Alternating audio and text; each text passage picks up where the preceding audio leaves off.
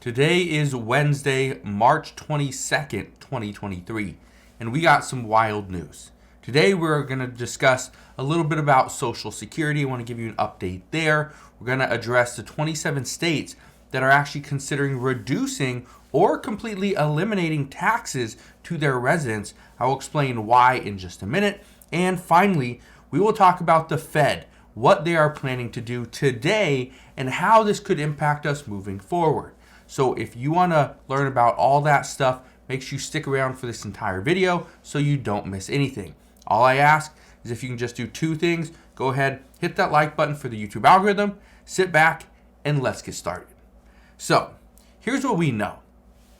Former Vice President Mike Pence, he is considering a run for president in 2024. He has not determined whether or not he will do it yet, but he says that what we need for Social Security and Medicare is common sense and compassionate solutions. That's what we need.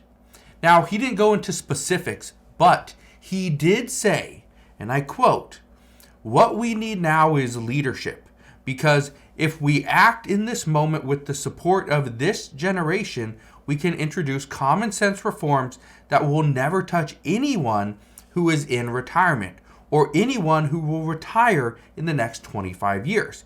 It'll just take courage to do it." Then he goes on to say this: President Biden won't even discuss common sense reforms of Social Security and Medicare, and too many leaders in my political party take the same position. Now, what is he saying? Well, here's the thing.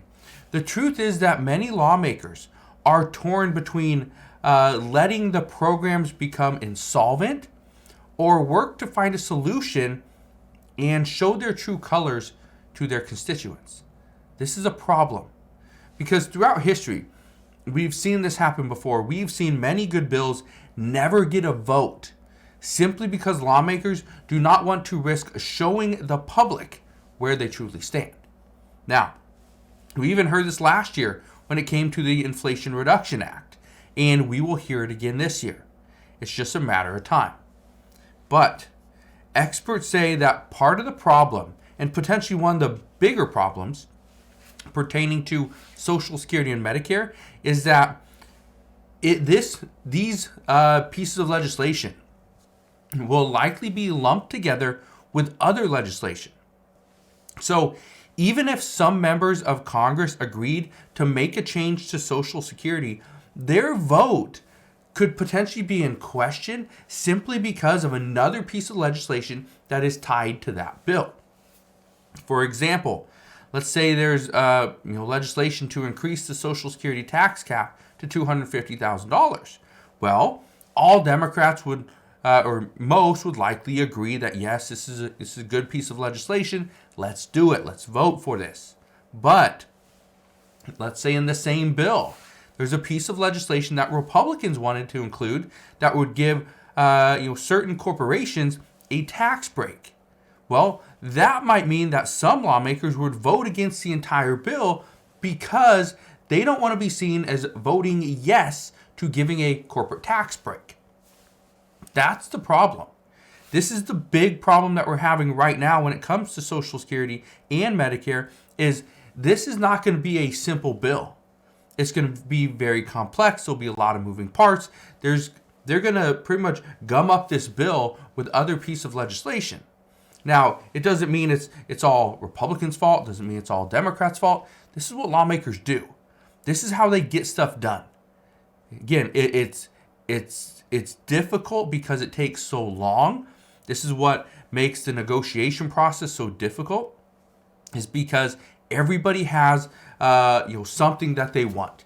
They have their own agenda, and so they're trying to get their piece of legislation included so that they can go back to their constituents and be like, "Hey, I did it. I got it done. This is what I did for you." And then the next election, it's going to look really good on their part. But again, from a federal level, from a federal perspective, everything just takes so long. So, just wanted to fill you in on that because former former Vice President Mike Pence is saying exactly what many experts have been saying, is that the reason why this is not going to be easy to pass is because all these lawmakers are going to throw different provisions in there, different pieces of legislation to try to attach it to a Social Security bill.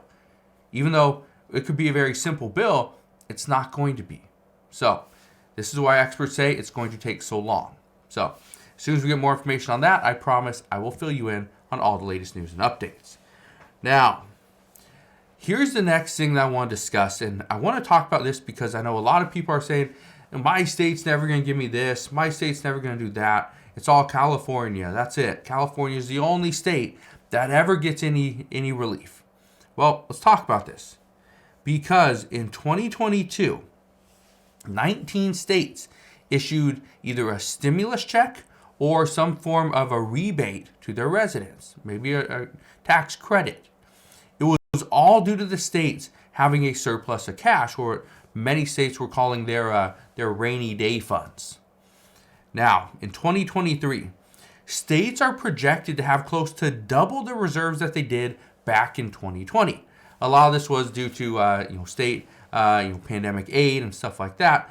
But in 2020, states had reserves totaling about $70 billion. That's pretty good.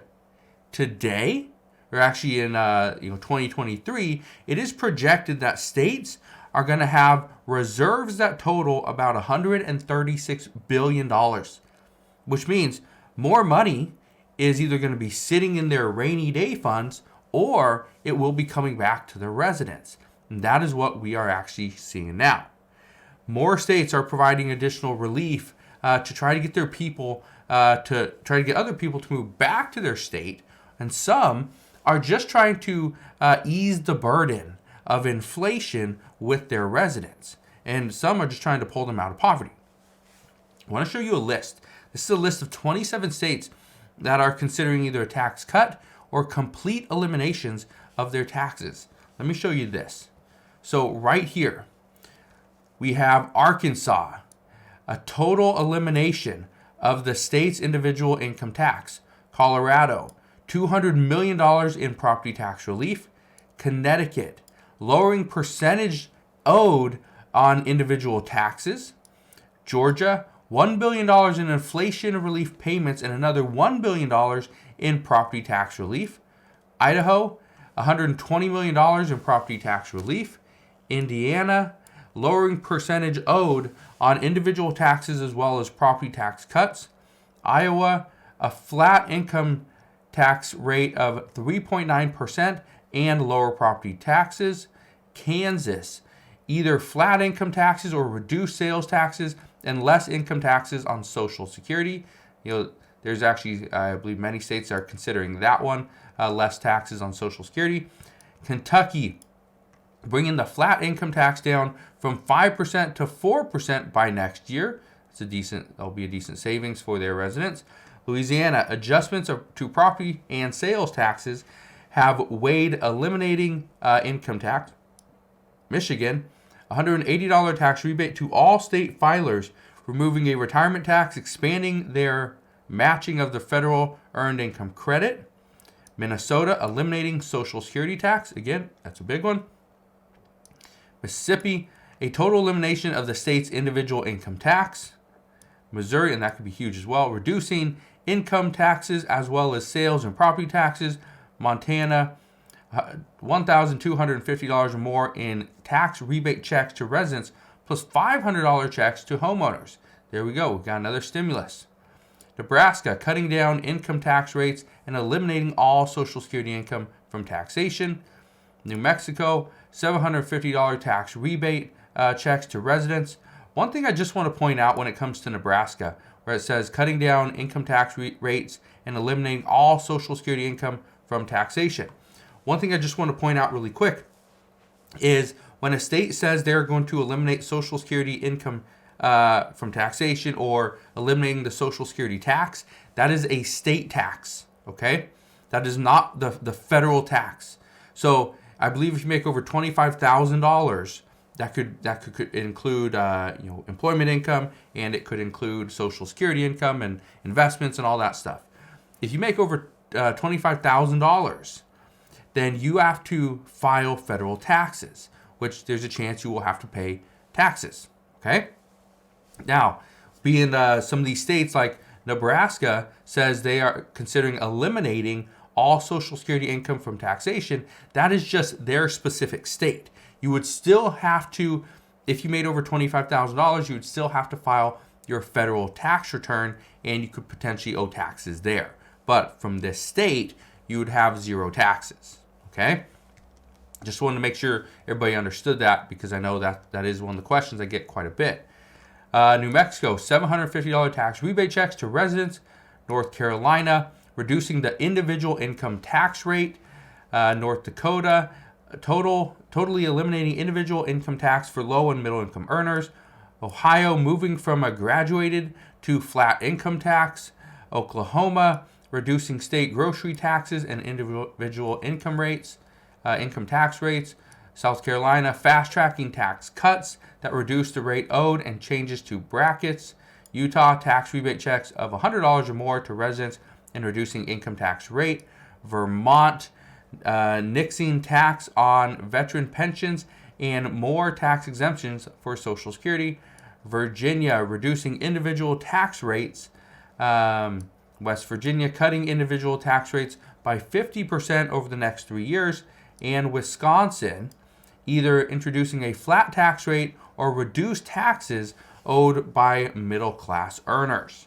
So, those are the 27 states that are considering either a tax cut or a complete elimination of their taxes, or their state taxes. So, that's actually pretty big, and the reason for that is because they now see that they have some additional money, and they believe even more money is coming in. So, that's what we know there. If you have questions on that, please ask your questions down in the comment section below. Now, let's get to what the Fed is going to do today. Now, I don't have all the answers.